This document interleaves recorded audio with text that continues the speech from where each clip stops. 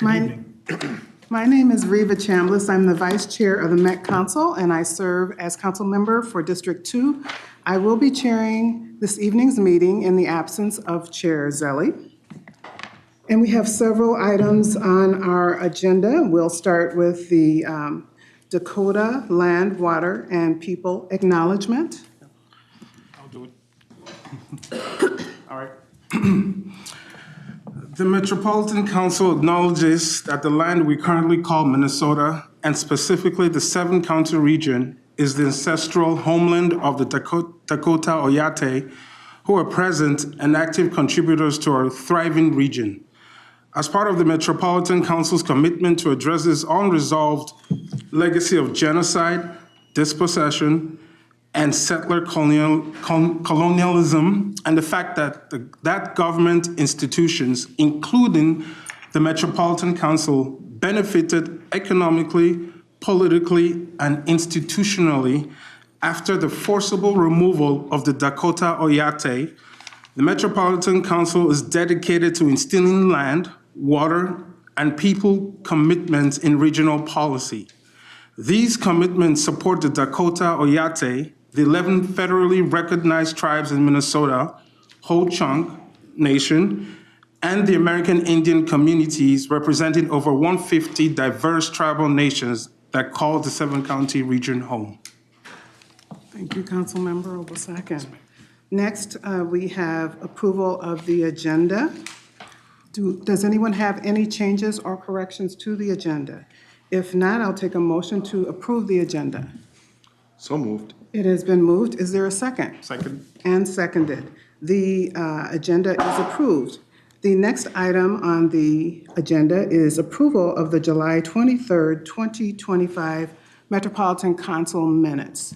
Is there a motion to approve the minutes? So make a motion. It has been moved. Is there a second? Second. And seconded by Councilmember Carter. And if there are no corrections, then we will consider those minutes approved. Madam Chair? We Yes. need to vote. Pardon me? We need to vote. Oh, let's go ahead and take a vote to approve the minutes. All in favor? Aye. Opposed? Nay. The minutes are approved. Thank you. The next item on our agenda is a public invitation. It looks like we have one person signed up, and interested parties may address the council on matters not on the agenda.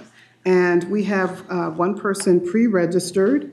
Each person that speaks is limited to a 3-minute presentation. Is Andrew Boardman here?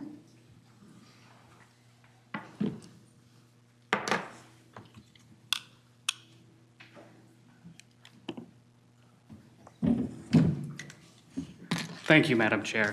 I'm Andrew Boardman with the ATU 1005. We represent the bus operators, train operators, mechanics, support staff here for Metro Transit.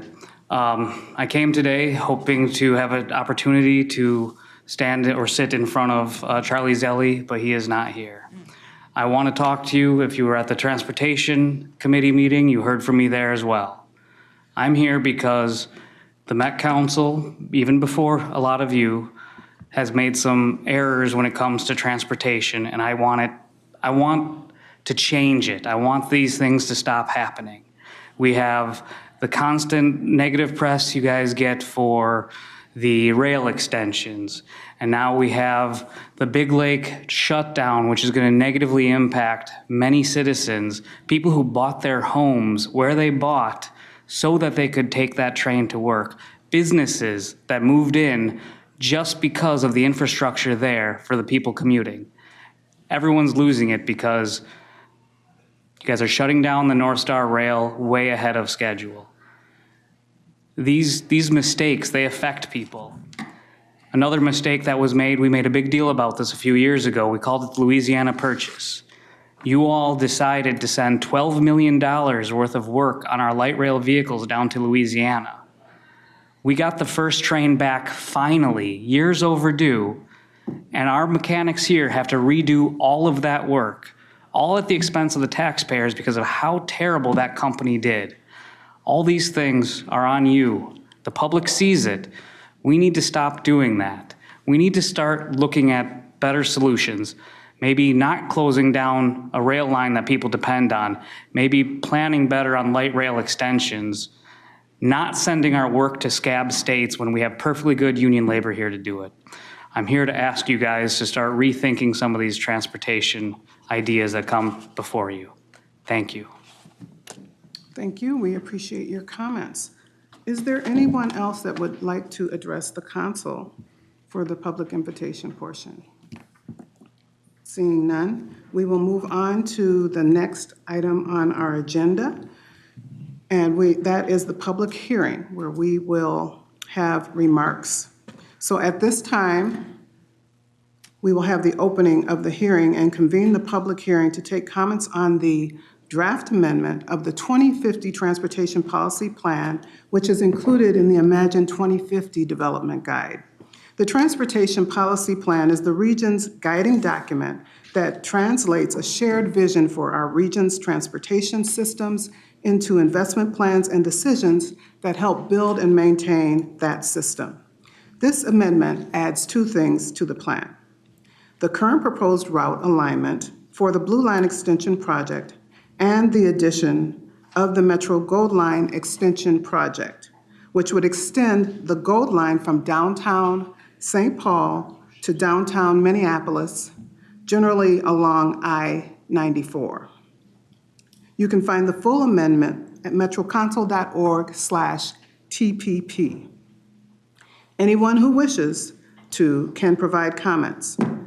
To make sure everyone can speak who wishes to, we may use time limits for comments. Individuals will have 3 minutes to comment. Representatives of organizations will have 5 minutes. This session is being recorded and live streamed.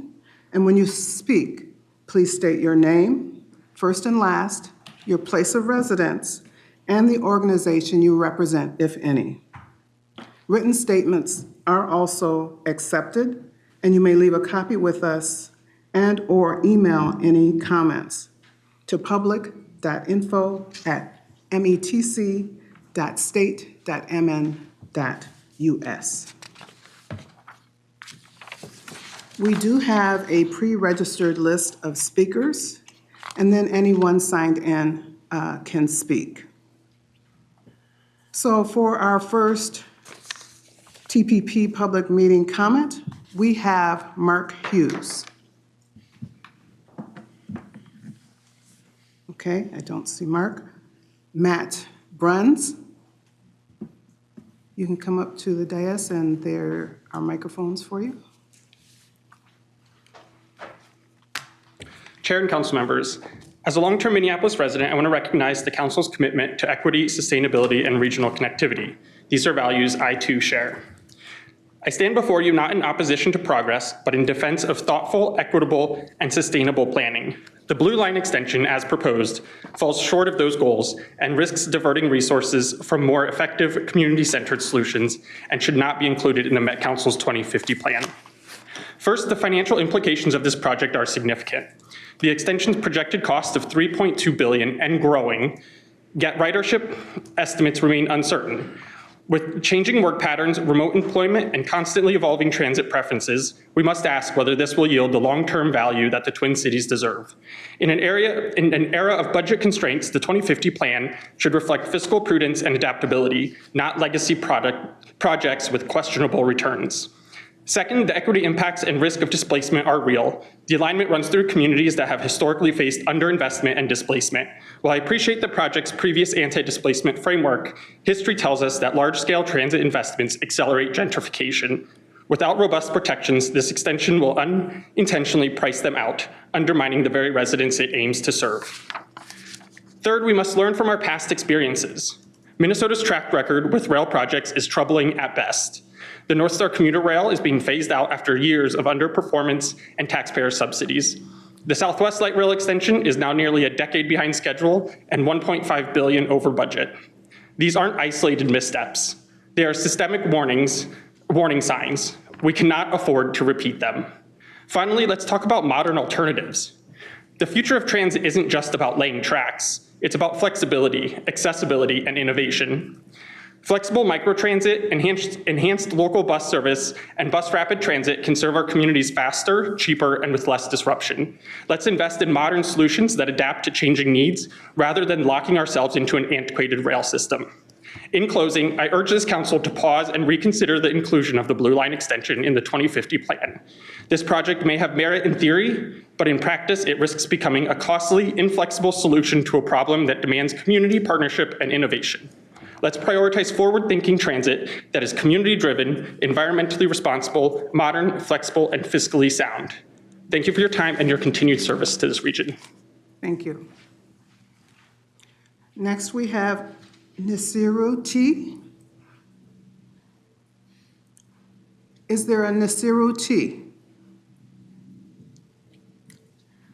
Those are the last three that I have signed up for the TPP public comments. Is there anyone else that would like to speak?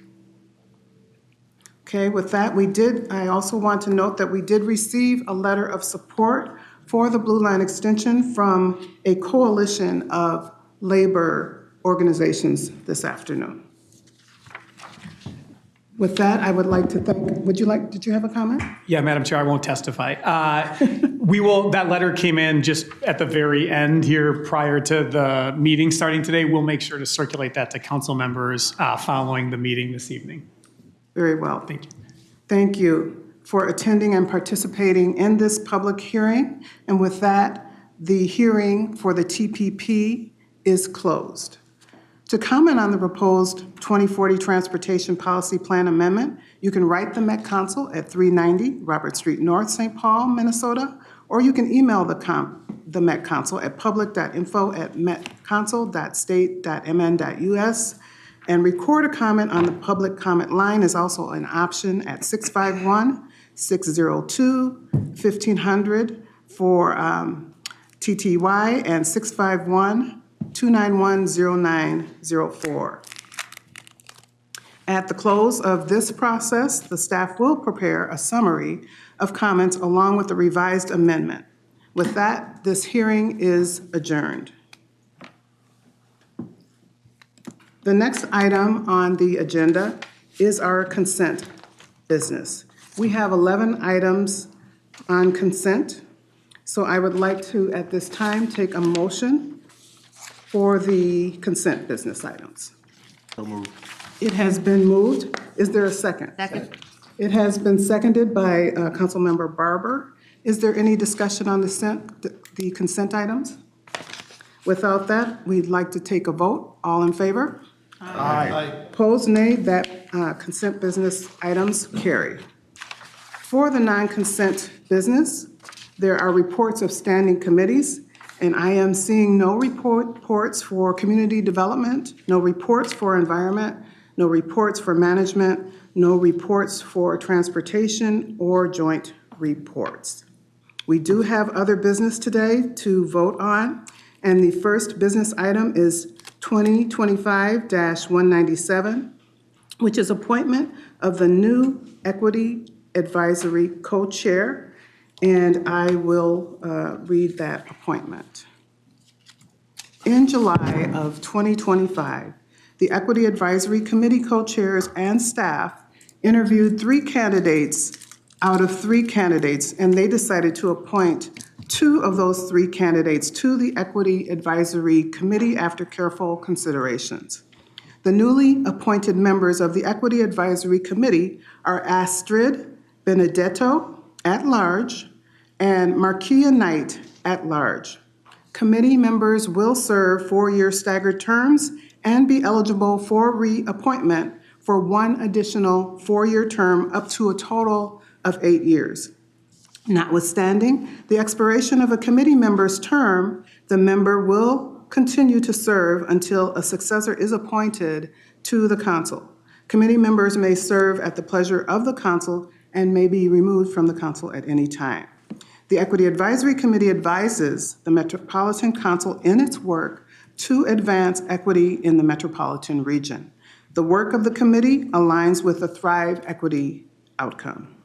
Thank you to the Equity Advisory Committee for the work you do and the passion you bring to the council.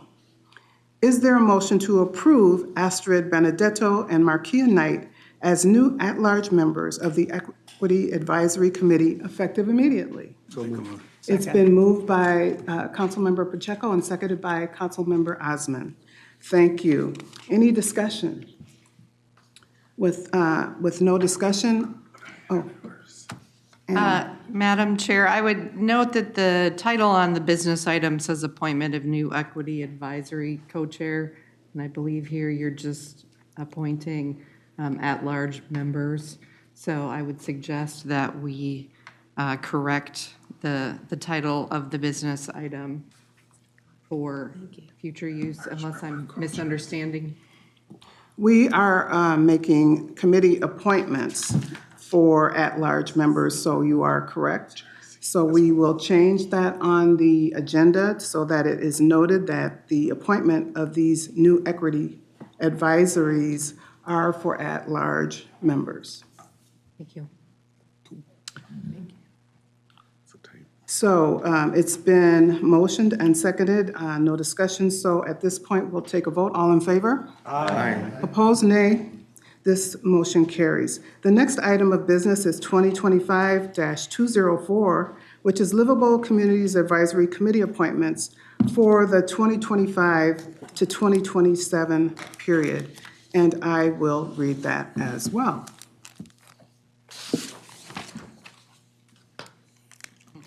Today, on behalf of the Chair's office, we are bringing forward a recommendation for 12 appointments to the Livable Communities Advisory Committee, or LCAC. The LCAC is a technical review body for the Livable Communities Demonstration Account, transit-oriented development, and affordable homeownership grants through the Livable Communities Act program.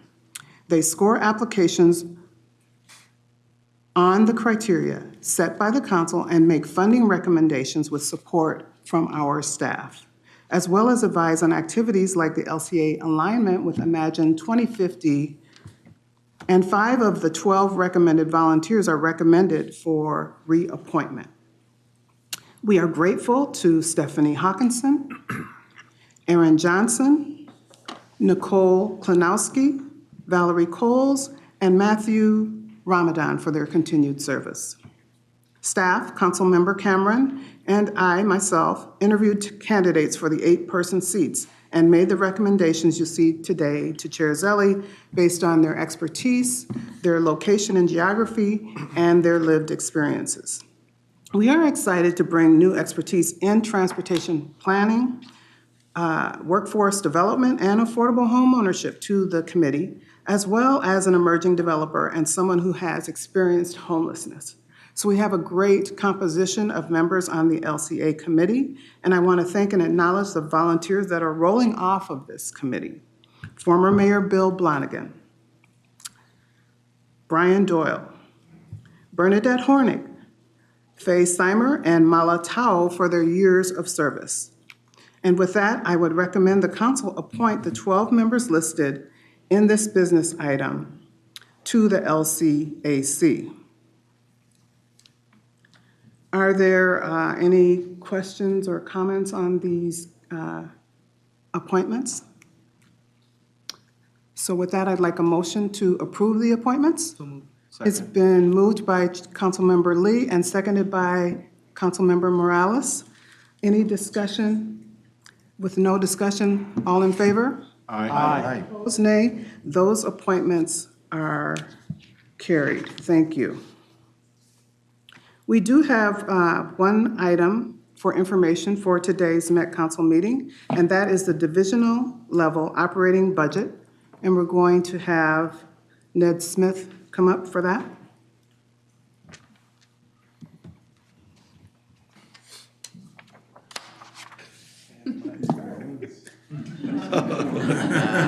You need to phone a friend? They need to phone several. Yeah, exited. We are clickerless.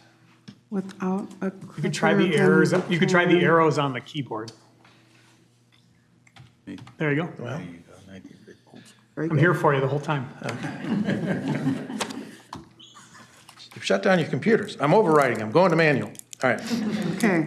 So, good afternoon, members of the Metropolitan Council. My name is Ned Smith. I'm the Chief Financial Officer of the council. I will be joined shortly by my division partners as well to walk through the budget. The purpose of today is to walk through our overall operating budget. So we do the budget in quite a few steps.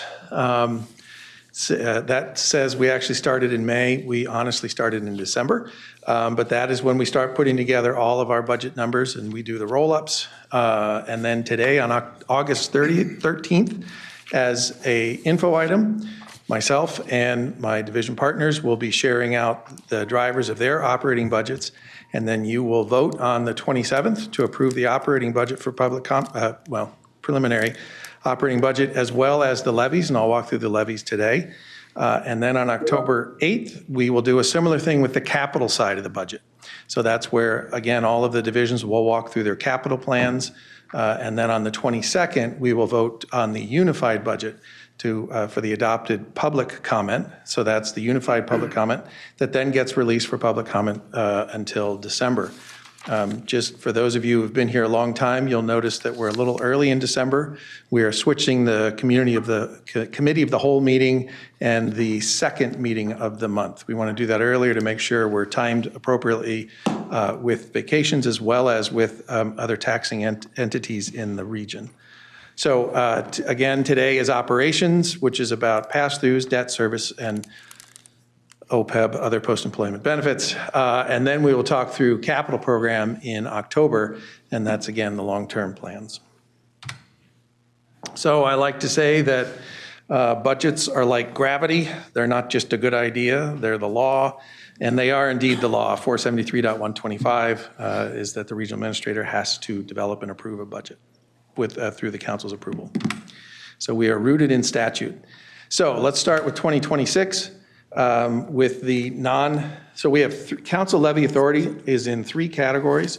We have the non-debt service, which is kind of the operations for our the general fund as well as regional administration. We are limited by the implicit price deflator, which sounds like a stun gun on Star Trek, but it is basically tied to the CPI. It's released by the state, and that's what determines how much we can raise our non-debt service levy. It's used for general purposes as well as livable communities, and it can be used for loans for the acquisition of the highway right-of-way, but that is fully funded. We also use our levy for our debt service, and that is debt service on parks and transit only. The ES levy is baked into their operations budget. So the levy is capped, the levy is not capped, but our bonding authority is. And that's based on authority from the legislature every 2 years, as well as a cap on the transit side and a cap on the park side. And then we have our 7-county metro region and transit capital levy communities. So depending on where you live will determine what levy you pay, and I'll walk through a map on that. So in terms of our levy strategy, our levy givens is that we must meet our transit and parks debt service needs. And then we also have a fixed statutory fiscal disparities levy of $5 million to the tax-based revitalization account. And then those are fixed, those are given, those are what they are. Your transit and debt part service needs is kind of like your mortgage payment. So we look and see how much debt we have, what's the payment that's due in 2026, and that's how we set that levy. For strategy decisions, we want to maximize the general purpose levy and maximize livable communities demonstration account levy. And we have historically kept all of this at a 2% increase. So we balance it all, including our debt service. We combine all that, and we try not to have not historically increased by more than 2%. That's not a law. That is a policy and a target of the council. And as I mentioned earlier, we don't levy for the highway right-of-way because that's sufficiently funded. So our debt service levies, you can see that of the total levies, almost 60% is for the actual debt service portion, and about the largest majority of that is for transit. So transit is the big blue chunk down there, and then parks is the green, and then the red is our non-debt service. So that's for the activation of the general fund as well as our livable communities. The livable communities levies then is kind of into three categories. Our tax-based revitalization account levy, that's fixed. That's determined by the legislature. We have to have $5 million to pass through in the regional fiscal disparities pool. That's for cleaning up polluted areas, and it's commercial and industrial areas. Our livable communities demonstration levy, that's the one that's pegged to the implicit price deflator, which again kind of mimics CPI or inflation. And we're proposing $15.5 million for that for 2026. And other than that, we want to maximize our levy limit, but we are capped by the implicit price deflator.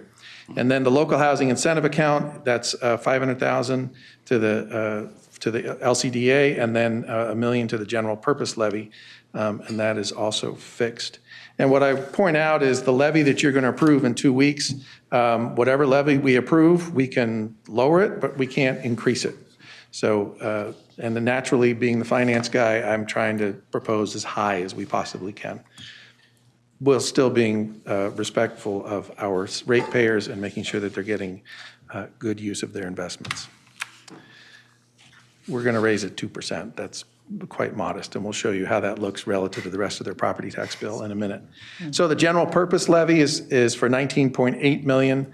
That goes, it's our most flexible use. This is where we carry out our council responsibilities provided by law. Primarily, we use it for the community development administration, as well as our statutory transfer to our local housing incentive account.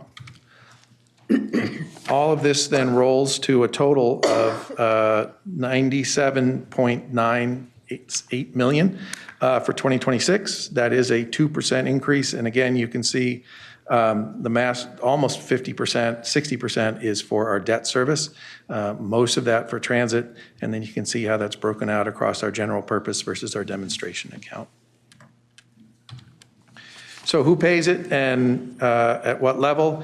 So the blue line represents the transit debt service levy areas. So those are the transit districts. The reds are the opt-outs, and everything else is the non-transit debt service. So what does that mean for a house for average ratepayer with a $300,000 house? Many of you who are sharp will say, geez, the average price nowadays is $400,000. I called this out, but we use it at $300,000 because that way you compare to last year and you still have a sense for whether that's reasonable or not. And I see. Councilmember Wolf? Thank you, Madam Chair. Can you go back one slide? The blue is what was originally the transit taxing district, and the red are communities that have been added in recent years. There was a long time when it was fixed, and then 4 communities got permission to add in. It's not the opt-outs, that's a different map. And Regional Administrator, do you want to confirm that? Thank you. Councilmember Wolf nailed it. Thank you, Councilmember Wolf, for that correction. So Forest Lake is in, I know that. They haven't changed They're since. not happy. So it is, we are still sticking to $300,000 because that's what, it makes it easier to compare year over year. So you can see this is a pretty small piece at $48. This is per year. This is not per month. So $48 if you're in the transit tax area, and if you're outside of it, it's $18.20. Just to hammer it home, how small is that? It's so small that we're about 1.2% of a total property tax bill that an average resident sees. And that's driven, especially this number keeps shrinking because our partners in the counties and the cities and the schools are growing quite faster than 2%. So this 1.2 will continue to diminish as long as we hold to our 2% self-imposed limit. So in terms of the 2026 operating budget, you can see the total. So this is now rolled up. This is the entire council. We're rolling up to $1.8 billion for 2026. You can see the majority of that is operations. If we pull out debt service and pass through to the right, you can see how that breaks down into our key categories. Salaries and benefits is increasing mostly due to our ongoing wage growth as well as FTE growth. We're seeing both. Contracted services is up about $60 million across the entire council. A little over half of that is due to our IS increases, especially from Microsoft and other consulting. But we also have some increase in our transit contract services as we grow the TRIP program, Metro Transit Bus and Rail, and increased service hours for Metro Mobility. Ned, can you just spell out OPEB for the full audience today? Yeah, it's a not a huge sliver. Other post-employment benefits. So these are the liabilities that we have for folks that have retired, where we're still contributing to their benefit levels. Got to get a peg in for my predecessor. We realized we were underfunded in the aughts and directed a large amount of money to try to build that back up. And in the late aughts, had the foresight to put about 60% of it in equities. And anyone that's followed the market since 2008 to now knows that we are in a very good position. So our OPEB is fully funded. That's very rare for a public entity, a government entity, or really anybody that has pension liabilities. So we are in a wonderful place with OPEB. So you can see, here's how it breaks out in terms of divisions as well as where the money comes from. So almost 2/3 is for our transportation division, about 1/4 is for environmental services, a healthy third, a healthy quarter is, well, I don't know what you'd call that, maybe that's a 1/6, is for community development, but the majority of our budget is for transportation. In terms of where, and wastewater, in terms of where the money comes from, this is color-coded. We'll start color-coded, or for those that can't see colors. The upper right quadrant which is blue, is our customer fees. So that's wastewater charges that we charge our customer communities as well as our industrial customers, as well as bus fares or transportation fares. The green, which is kind of the bottom half almost, is from taxes and local money. So that's either sales tax, MVEST, or state appropriations. And then the rest is broken out between a federal property tax. As you can see, when you only grow property tax 2%, it's a pretty small portion of your income, and then some use of reserves in there as well, that the individual divisions will talk through their uses of reserves. So our FTEs were at about 5,770, similar to the prior in terms of budget. Transportation is the majority of that, almost 3/4. Environmental services is 703. They will probably point it out, but we're always proud to point out that in the 90s, environmental services had 1,200 people. We now have 2 more plants, and yet we're still at just over a half of where we were. So great efficiency from ES. Have to give a plug to my former employer. And then regional administration at 481. We have seen growth in regional administration lately, although 26 we're kind of plateauing in terms of headcount growth. Most of our growth in the regional administration is in our expenses, which we'll dive into now. For our general fund. So uses by department, the general fund is broken out into regional administration, so that's kind of what we consider headquarters or support services. So this is finance, HR, legal, IS, information services, which is a very big chunk of that, and other support services that we offer to our divisions. And then community development is the other, almost a third there for their operations. In terms of what are we paying for, you can see that almost more than half of that is for our headcount and our salary, our employees, our most valuable assets, and then contracted services makes up the other majority, the rest of them, the second largest piece there. These pie charts would look very similar year to year, so we're not seeing any great variations, just a little bit of growth across the board. General fund unassigned operating reserves, you can see that we are well above our fund balance relative to our reserve targets, almost double where we like to be. Well, we like to be double, almost double where we need to be to feel safe. So we're in a good shape there for our reserves. And then our regional administration, again, as I talked about support services, the The biggest chunk there, almost, well, 55% is information services. So we do offer, it's centralized computing. Some of the divisions have their own, particularly transit and ES, for their very division-specific applications, but the majority of our infrastructure is supported centrally by IS. Business services is the second largest chunk, and that's things like finance and OGC and regional administration. I believe regional administration might be in administration, but point here is that the largest lion's share of what we pay for is in IS. How that breaks out, again, you can see the more than half is dedicated to our salaries. The other biggest chunk at around 35% is our contracted services. And contracted services can be people, but can also be software, support, and other services. Ned, on the business services, I think I would suggest like HR, property management, Office of Equity, Equal Opportunity. I had a version that had the It's okay. notes right there that told me, and that didn't make it into this copy. So Those would I just be apologize. some, yeah, those would be some, because financial services pulls out as its own chunk as a part of it as well, and then you end up with the other chunk of administration. I'm here to help. Thank you, Regional Administrator, for your grace. Thank you. And then how do we pay for all this? So we pay for all this by allocating our charges out to the divisions. So regional administration does not do any fundraising. We allocate our charges based on, and that can vary depending on what the service is. So HR is allocated based on FTEs.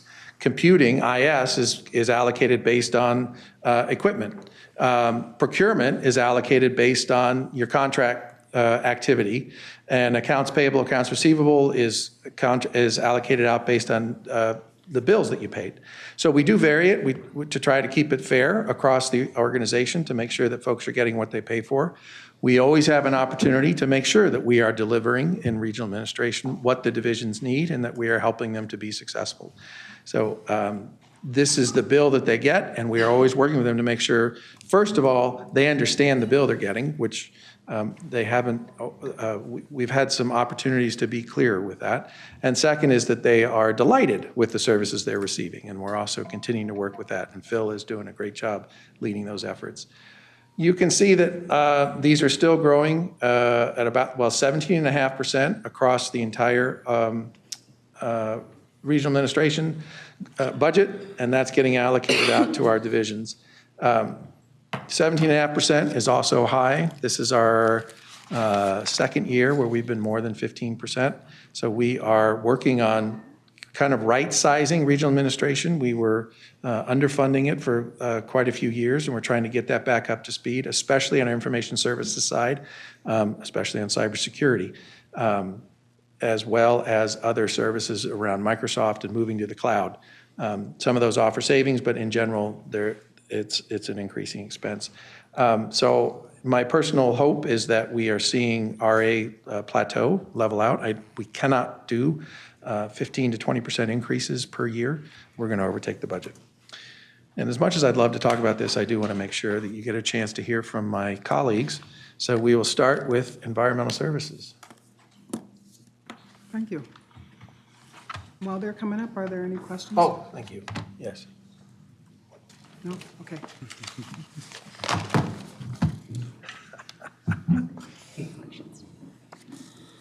All right, well, maybe I'll stand up too then. I just discovered that it's wireless, so you can sit and use the buttons if you would like.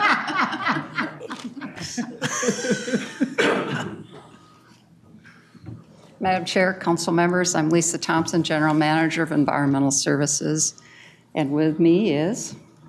I'm Matt Sahlmeyer, I'm a finance manager, work on the budgets and environmental services. And my job tonight is to get you excited about what we're about to ask you for funding for 2026. So I'll start with the basics. Our vision is simple but critical. Clean water for future generations. Every decision we make and every dollar we spend must move us toward that goal. And this vision is our shift to a one water future, which many of you have seen before. And you've heard me compare the survival of the Pearson Candy Company during the Depression when they created a non-chocolate bar called the Salted Nut Roll was how they survived a large change that was needed. So we are in a large change to a One Water future, and our vision reflects that. And there are salted nut rolls you can get after the meeting, so be sure and stop and get some. I've learned that when you're going to ask for something, it's not a bad idea to give something too, so there we are. Our mission is to partner, plan, and provide, and that's how we're going to get there, to that vision. We do these core actions every day. Every employee in environmental services and others across the council are helping us to carry out partner, plan, and provide. So let's start with partner. We convene and collaborate and engage to build solutions on a regional scale. And we can't do that alone. It takes partnerships. Partnerships are what expands our reach, our knowledge, and our impact. So collaborating with cities like St. Paul and the recent district energy allows us to explore waste heat recovery so we can reduce energy use while also protecting water quality. Through the White Bear Lake Comprehensive Plan, we're convening a diverse advisory group to guide sustainable solutions in the North and East Metro for the decades ahead. We're deepening engagement with tribal nations, centering Indigenous perspectives in our water work. Our community liaison pilot program brings underrepresented communities into the conversation, building trust, capacity, and genuine two-way engagement. Where's the budget linkage? These partnerships require investment in people, community outreach, and technical planning. The budget supports dedicated staff and engagement programs so we can strengthen these critical networks. Planning. Good planning is protecting today while preparing for tomorrow. We're safeguarding our core infrastructure with our 9 water resource recovery facilities, our 60 lift stations, and more than 600 miles of pipe, ensuring they'll be reliable for millions of residents for the future. Future also means expanding our capacity with a new Crow River facility that'll serve the growing Northwest communities. And we're upgrading to meet stricter environmental regulations to reduce sulfides and protect our ecosystems. We're also working on climate resiliency planning to address both the impacts of floods and droughts on our systems. And lastly, sustainable landscapes at our own facilities will conserve water, reduce runoff, and support native wildlife. Our budget linkage is that we are going to be able to fund asset maintenance, advanced modeling, land improvements, and environmental compliance, all of which are essential to plan and build for that future. And of course, our original mission was to provide wastewater treatment. And you can see that we're looking at much more than that now. So we continue to provide that, of course. Every day we clean 250 million gallons of wastewater for more than 2 million residents in 111 communities. It's a service that protects both people and the environment. We help communities address inflow and infiltration, which reduces the stress and expansion costs on our own wastewater system. And we provide outreach and education, like through the upcoming Minnesota State Fair, where we're going to build public awareness and inspire the next generation of water workers. We're working directly with industries to reduce PFAS before it reaches our facilities, and we're investing in a diverse and inclusive workforce that ensures we have skills and innovation to meet the challenges ahead. Our budget linkage here, the budget will ensure that we can deliver these critical services, adopt new technologies, expand public education, and support a workforce ready for future demands. Now for the numbers. I'll turn it over to Matt.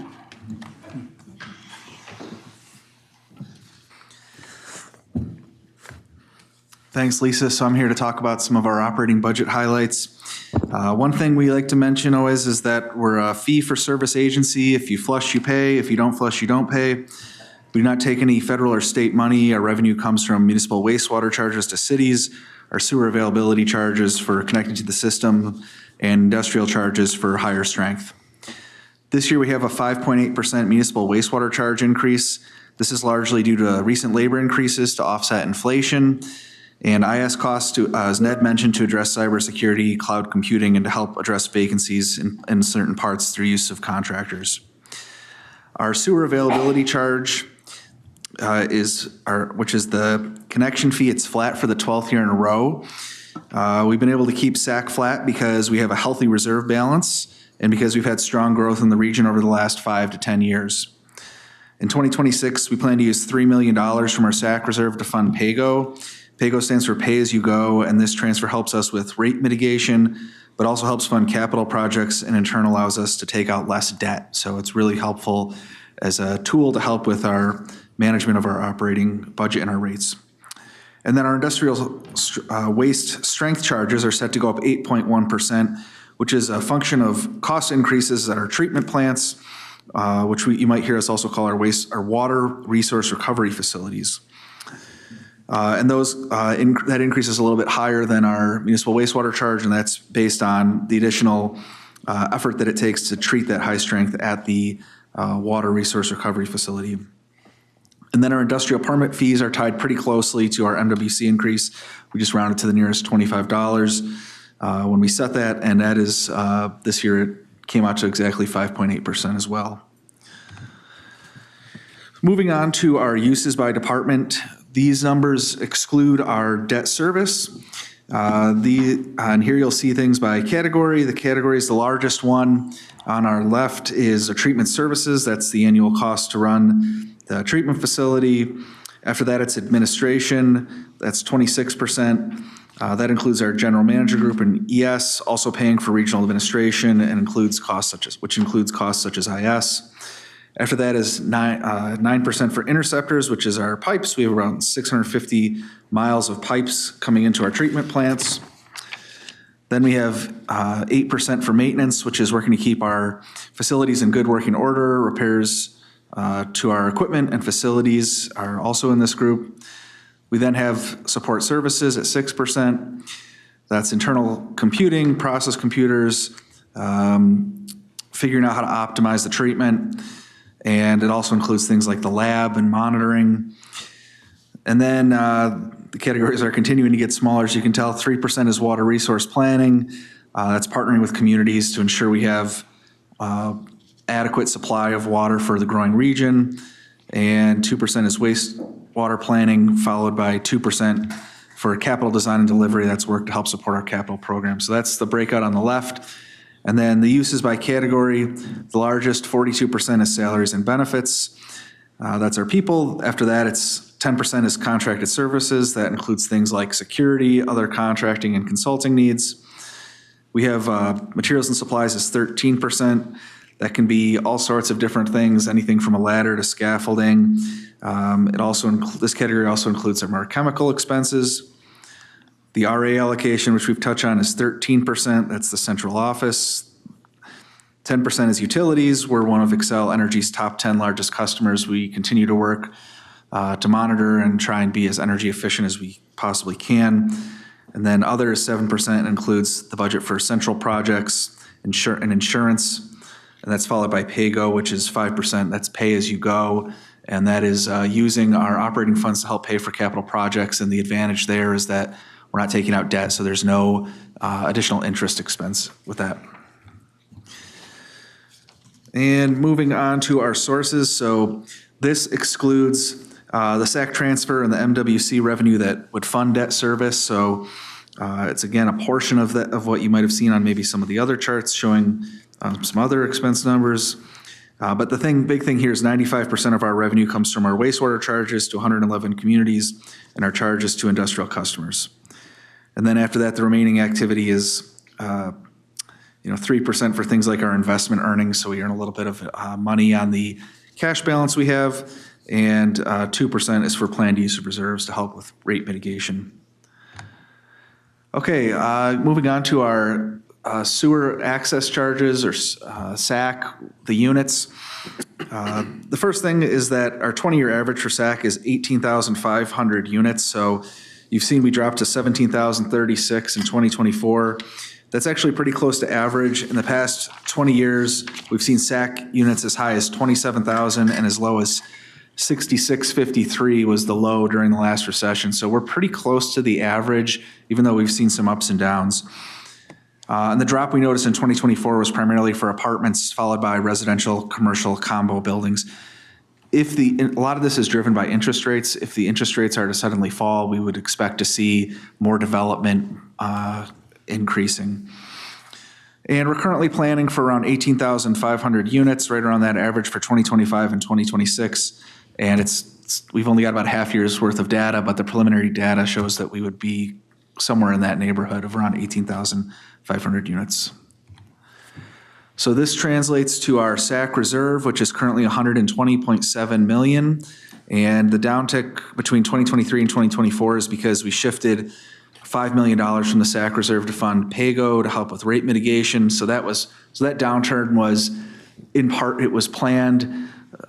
There was a little bit of, part of that is also though because the units came in a little bit less than the average. So, but we continue to stay quite healthy, and but I would also point out that even though $120 million might seem high for our reserve balance, you can see during the last recession that the balance fell quite low. So we feel good about where we're at, but we will continue to monitor this really closely and hopefully continue to be able to keep our SAC rates at 24.85. So that, I think we move on. We either ask if there's any questions or we move on to the next operating division. No questions? Okay, you can move on. Thank you, Ned, Lisa, and Matt.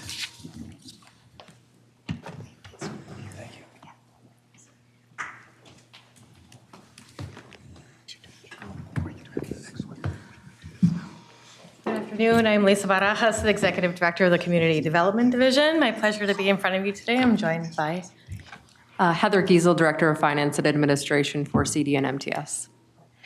So I'm really excited to share about the work we've been doing so far this year in community development and what we have queued up for next year.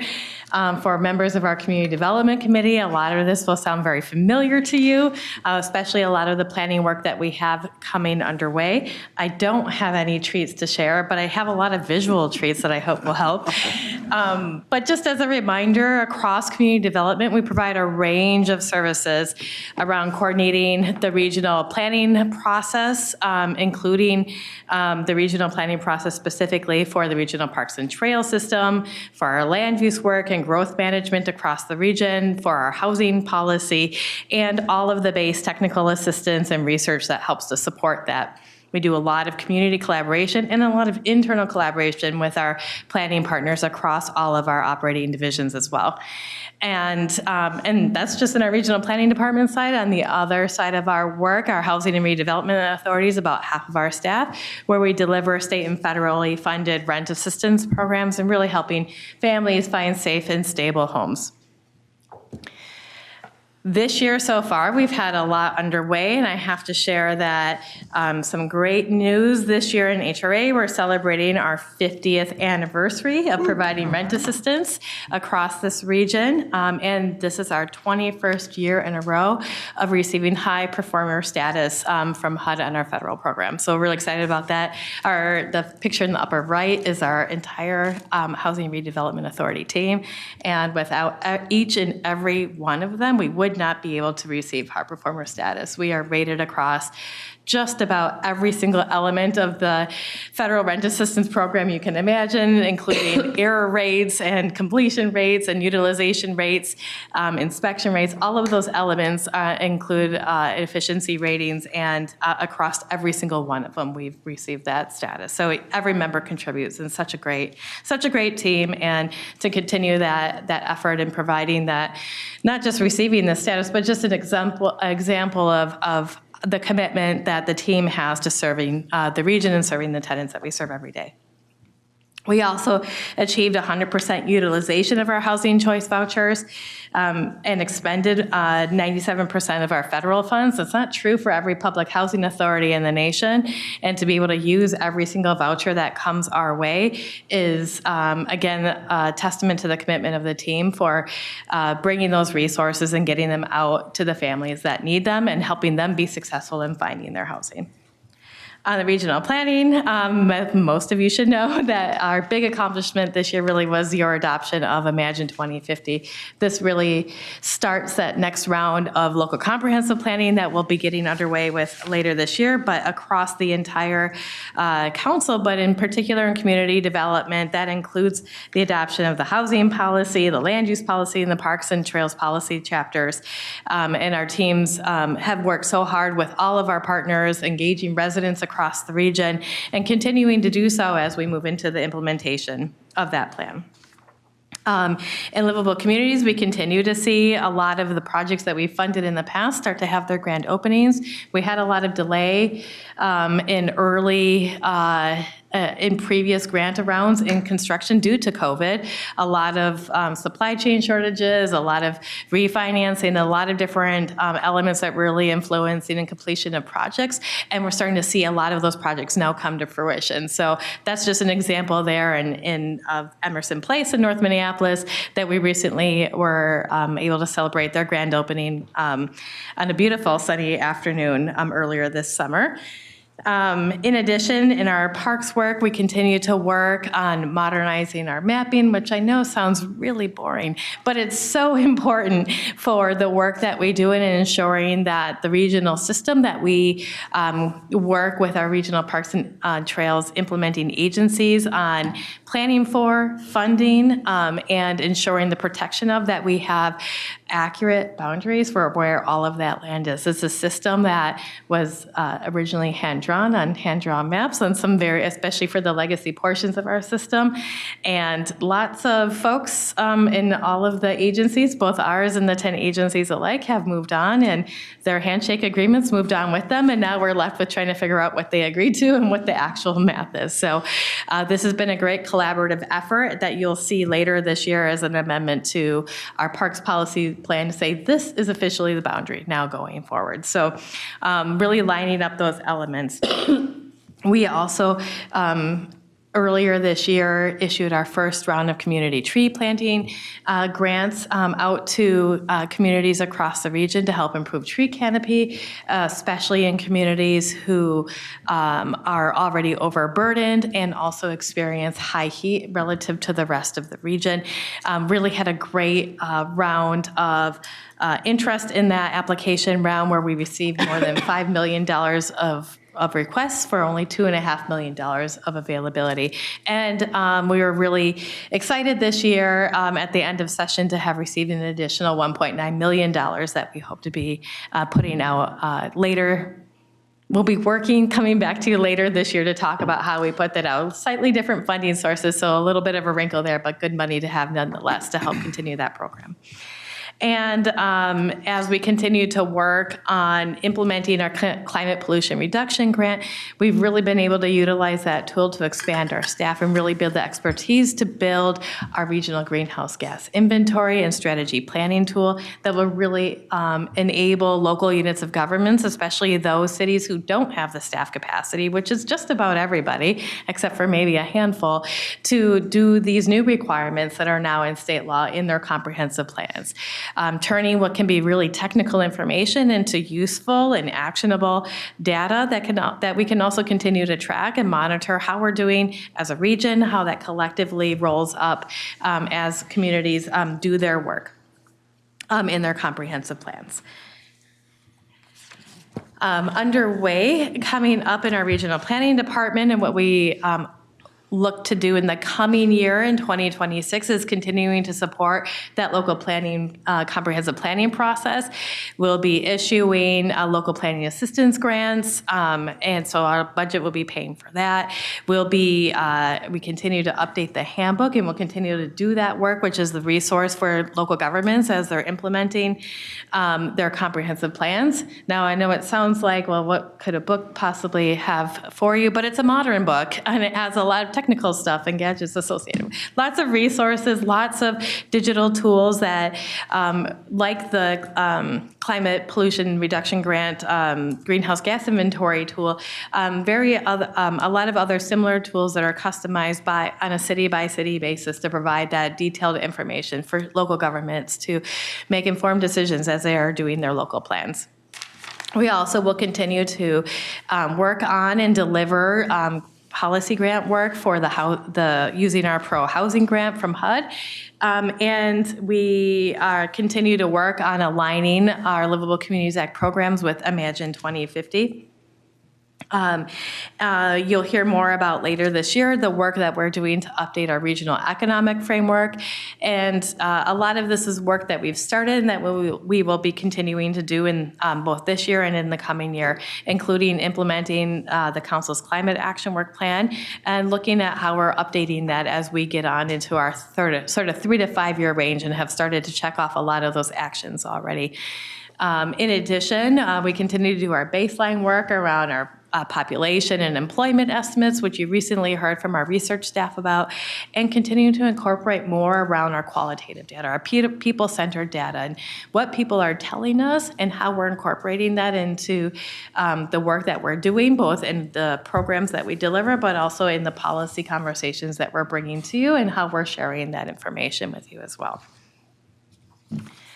In the HRA, we will be delivering our new state rent assistance program, Bring It Home, that you'll hear more about later this year, as well as we work on our contracts, and there's some actions that will be in front of you, but we expect those vouchers to be available at the beginning of 2026. And I know our Community Development Committee members have heard a lot about Inspire. These are HUD-directed regulations for for home inspections that are a part of our HRA programs. We've been told for a couple of years now that we need to implement these, but they keep delaying them, and we keep being ready for when they say, okay, now go. So we're ready to go, and we expect that that will be happening soon. That will be a big undertaking for our team, and they've done quite a bit to prepare for that. And then one of the major things that we'll be doing is continuing to monitor federal budget changes, really to look at what those impacts might be, both in our current year and into the coming year as well. We are expecting a projected shortfall, and I know in our Community Development Committee, we've talked a little bit about this already, but we expect to come back later this year to continue conversations on and receive council member direction on ways we may correct that shortfall and what we might also consider or need to be aware of as far as the federal conversation as that continues to unfold. With that, I will turn to Heather for the numbers. Lisa, if I could just say one word to that piece too. I think the other important point that we'll try to bring here at the highest level is the relationship between the first bullet on that slide and the third bullet on that slide. As you have a new state program coming on and we have federal uncertainty, there's this question generally about the net impact and what it looks like. And we continue to talk about it right now, but the fact of the matter is it's all hypothetical until it becomes actual numbers. But I just want to connect those two dots and appreciate CD's work in tracking both simultaneously, as at the end of the day, both vouchers matter if you are at a place where you are looking for stable housing as a resident of this region. Thank you. Very good, thank you. Okay, I'll move on to the numbers then. So the charts here you can see on the left are uses by department. It's split about 60-40% between HRA and community development, with community development having a slightly higher percentage. The $1.8 million are transfers to LHIA. On the right-hand side, you can see the uses by category. The majority of it is salary and benefits, paying for our staff to do all that work that Lisa just outlined, as well as work within finance and administration for all the budgeting and grant support that is provided as well. Contracted services, that's made up of a number of the projects that Lisa also just mentioned, as well as software costs, including the new grants management system that will be going live this year and then continue to be supported in subsequent years. There's also RA allocations, which I think folks have already spoken to, so support from RA Finance, IS, General Counsel, those sorts of things. And then the other category is just some other general administration costs. And then moving on to sources, so the other category, the majority of that is rental income from the Family Affordable Housing Program. About $3.15 million is out of there. The remaining portion is from admin fees from our HRA portability, as well as some interest earnings from the Parks program, And then the remainder of that is made up of either reserves in the HRA account or additional transfers from property tax out of the general fund. Federal is HUD administrative fees, so $9.3 million there. The $3 million HUD Pro Housing Grant and the EPA grant that had been mentioned as well. Property tax amount is $19.8 million. That is just for CD and HRA. It does not include the parks or LCA pass-through amounts. And then finally, moving on to the pass-through program. So on the left, you can see HRA. Those are revenue that is passed through for the housing assistance program. And then on the upper left-hand side, you can see livable communities. And then right below that, you can see the parks pass-through program as well. So those are being passed through to local communities through LCA and then through our parks implementing agencies. The very small wedge that you can see there that is orange is our planning assistance grants, which we have just started to build up the fund for that program. That will, we will have another round of support coming in 2026. So we are building that program through some transfers from the general fund as well. And then on the right side, sources by category. So we have, again, the federal pass-through revenue, state revenues, those are the parks funding. So $11.7 million of that is parks pass-through, and $120,000 of the Housing Trust Fund. Reserves are actually made up of prior year LCA property tax levy, so we keep those in reserve, and then cash flow as the projects are progressing. LCA and TBRA is property tax levy, so combined $20.5 million. And then the general fund transfers for LHIA and LPA programming. And I think that's it for CD. Thank Any you. questions? Are there any questions, Councilmember Wolf? Thank you, Madam Chair. So this is the first time that the total, or not the total, community development budget is over what our general fund limit is. I'm assuming that some of that is coming from federal grants or something. What are we looking at for the future, because of the limits on the general fund levy and the faster growing community development budget? Madam Chair, Councilmember Wolf, you're right. We have several. So we have several FTEs that are funded through both our EPA grant and through our HUD Pro Housing grant. I think that's 5 employees, and the performance period for the EPA grant still gets us another 2 years out of this program, and the HUD Pro Housing grant, I think we're a 5-year performance period. So there's a time period for which they are fully funded, and that's part of our planning, is to think about whether we continue to keep those positions in-house, and if so, how we fund those in the future, several years out, and continue conversations with our partners on how to do that. Thank you for that question. Any other questions? Okay, I appreciate the overview and all of the work that the staff have put in for the operations budgets and all of the different divisions. And it sounds like we are in really good shape with our fund balances. A little bit of growth across the board, some areas more than others, and healthy reserves. In today's day and time, we need the cybersecurity support, so happy to hear about that as well. So before we move on. Madam Chair, Go ahead. we'd still like to present transportation if we could. Okay, that's fine, but I do have one person that has asked very good. for us to do a little quick break. And to include one or more public comments for someone who had indicated in advance that he wished to testify as a part of the proposed 2050 Transportation Policy Plan Amendment. And I would like to ask for a motion and a second to reopen the public meeting. So at this time, is there a motion? So moved. Second. There's a motion and a second. Any discussion? All in favor? Aye. Opposed, nay, then that carries. The public meeting is now reopened.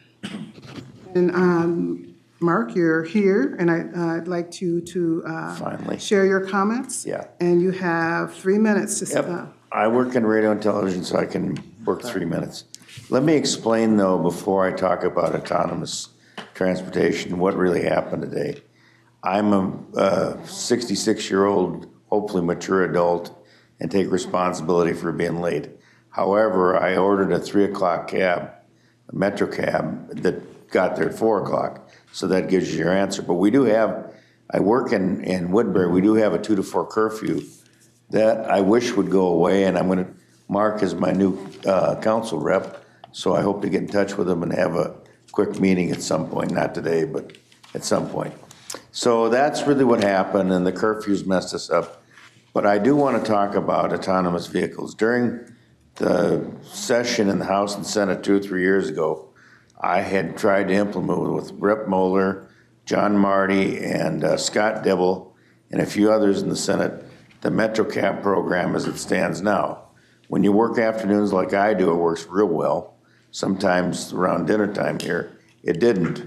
But I've also seen the autonomous programs that have been in Grand Forks, Rochester, and the U of M tried to sponsor one that didn't work out well, but it did. It proved to us that these things can be rendered and taken care of, but there's some work to do. It's like EV car vehicles. It's a great deal. It's a great thing 10 years from now, but we're proving that there's some work that needs to be done. The EV vehicle or the autonomous vehicles, a person could get in the vehicle with the proper access and key in their address. The vehicle is computer programmed to take them there. I mean, I believe that's coming, and I think we should look at it. And I think if there's going to be a lot of questions, yes, a lot of testing programs, but I think it can work. But we've got a lot of work to do now. And I know you folks at the Met Council are busy, but you know what? So am I. I'm not going to retire. I'm going to keep working. But I have to have ample transportation to get places. Today was a proven fact of why we can't have curfews. But maybe with autonomous vehicles, we can accomplish some more of our goals more efficiently, faster, and safely. Thank you. Thank you. And that would go into the 2050 plan, if I didn't make that clear. Thank you. We're glad we could accommodate you. Yeah, thank you very much. And Terry Dreesen back here is who saved my day back here, because I might not have gotten on. So thank you all for listening. Thank you. Oh, you're welcome. And since we have opened up the hearing, I'm going to ask again if there are any other comments. If not, we're going to close the public meeting and we'll return to the 2026 proposed operating budget presentation for transportation. My apologies, Madam Chair. Yes. You formally close the public hearing. Oh, and so at this time, I will close the public hearing and remind everyone that the public comments will be accepted through 5 p.m. August 27. You can comment on the proposed 2040 transportation policy plan by writing or emailing us, and we'll record the comment on the comment line as well. So this hearing is now adjourned. Thank you so much. Ned? Thank you, Madam Chair. And now I would like to introduce our transportation partners to share their vision for 2026.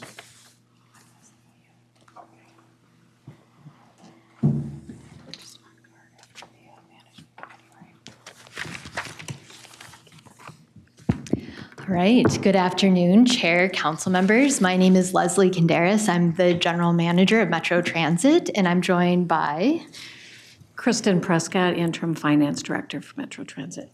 And Heather, I don't know if you want to introduce yourself Heather again. Giesel, Director of Finance and Administration for Metropolitan Transportation Services. Before I hand this over to Ms. Prescott to walk through the Metro Transit budget numbers, I wanted to just step back and put our 2026 operating budget proposal in the broader context of Metro Transit Forward. Metro Transit Forward is our strategic framework, and our proposed budget that we're bringing before you tonight would advance and aligns with this strategic framework. Just for some background, Metro Transit Forward is a document that we began began developing in coordination with employees, with riders, community members back in fall of 2023, recognizing that this is a pivotal time for Metro Transit as it is for the transit industry broadly. We are experiencing a lot of change. Certainly travel behavior has changed in recent years, following the start of the pandemic in 2020, and we need to be adapting to meet travel demand as it is changing now. We are a growing system. As you're well aware, this year alone, we are opening 3 new bus rapid transit lines. We've already successfully launched the Gold Line back in March, the B Line in June. We will open the Metro E Line this December, and we are continuing to expand. Part of what you'll see in our budget this evening is continued growth in preparing for the Green Line extension launch in 2027. And another source of change is the establishment of the Metro Area Sales Tax for Transportation that went into effect in October of 2023. You'll also see this in our budget presentation tonight.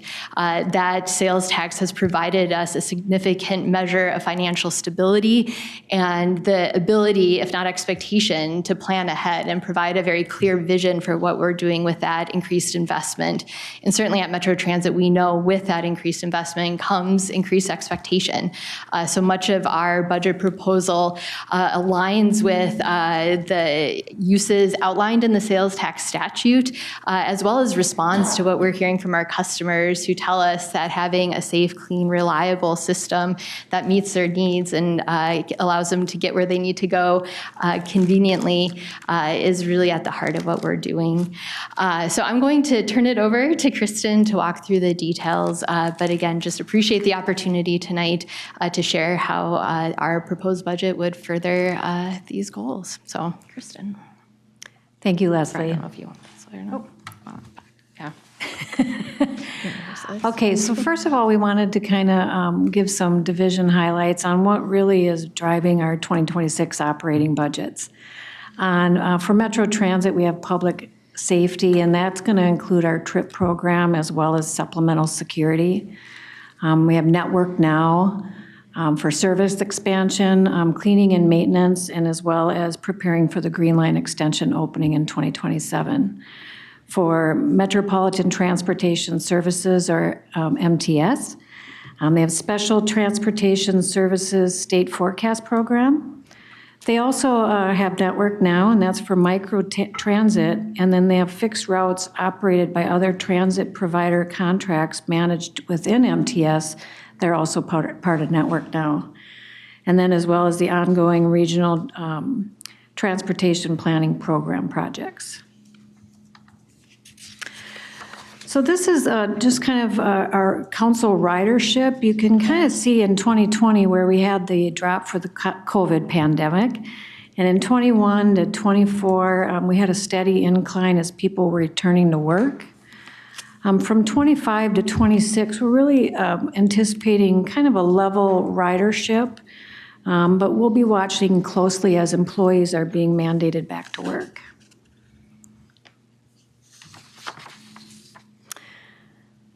So this is our transportation budget. It's at $1,051 million. What you're looking at is our operating sources.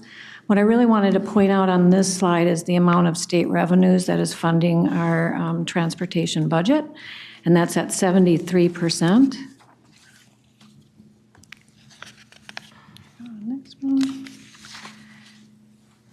And then here's our transportation operation uses. On the left side, we have uses by mode. You can see a Metro Transit bus makes up a big chunk of the mode uses, followed by light rail and then special transportation services at 13%. On the right-hand side, we have uses by categories. Big price tag here is going to be our salary and benefits. That's more on the Metro Transit side. And then we have the contracted services on the Metro, the MTS side. Both are providing service to the public.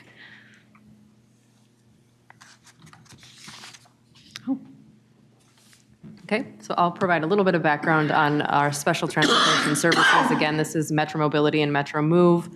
So programming of federal funds, this is the first year since 2021 that we will not have any federal pandemic relief funding in the budget.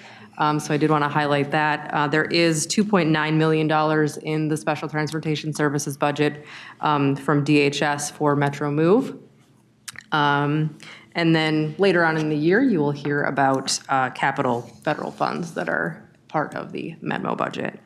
Ridership is projected to be at 91% of pre-COVID levels in 2026. We've got about $6.5 million of fares for Metro Mobility, our special transportation services. Again, our service is projected at 100%. We've been around 89% of ridership, so we'll continue to track that throughout the year and make adjustments as needed. And then, again, service at 100%. Gas, we have at $3.55 a gallon. This is down from last year. It was at $3.58 a gallon. And in general, our fuel prices are down 10% from the 2025 adopted budget, just because of the reduction in cost as well as less activity on Metro Move. And then the other big story was that we transitioned to a state forecasted program on July 1st of this year. Reporting for that program will begin officially in the fall here, but we're excited about the opportunity that that brings. It'll be in the forecast, adjusted February and November, and then it'll eliminate the need for us to go back each legislative session to seek out an appropriation to support Metro Mobility and Metro Move. So that is, I think, it. It is. Thank you. Any questions on the transportation budget? No questions. Thank you for the Transportation Division budget information. Again, looks like we're in really good shape. Happy to hear that our ridership has rebounded in a good way from the pre-COVID levels. And we'll be hearing more. Thank you, Madam Chair. Just to wrap it up, tell them what you're going to tell them, and then tell them what you just told them. So our budget for, just as a reminder, 2026 is $1.8 billion, and the levy is $98 million, which of course is a 2% increase over last year. And this is the list of everyone that you just heard from. So if you have any questions that we didn't answer tonight, or you think of a question later, please feel free to reach out to them, and we appreciate the council's attention and curiosity. And sometimes accuracy. Very humble. With that, I stand for any other questions. Other questions?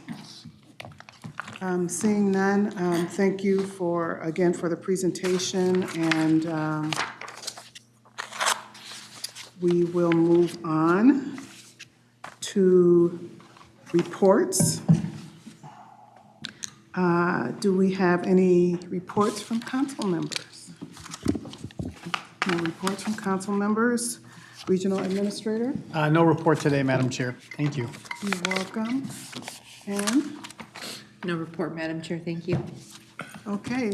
Thank you so much for being here today. And with that, we have no other business, so I will call this meeting as adjourned.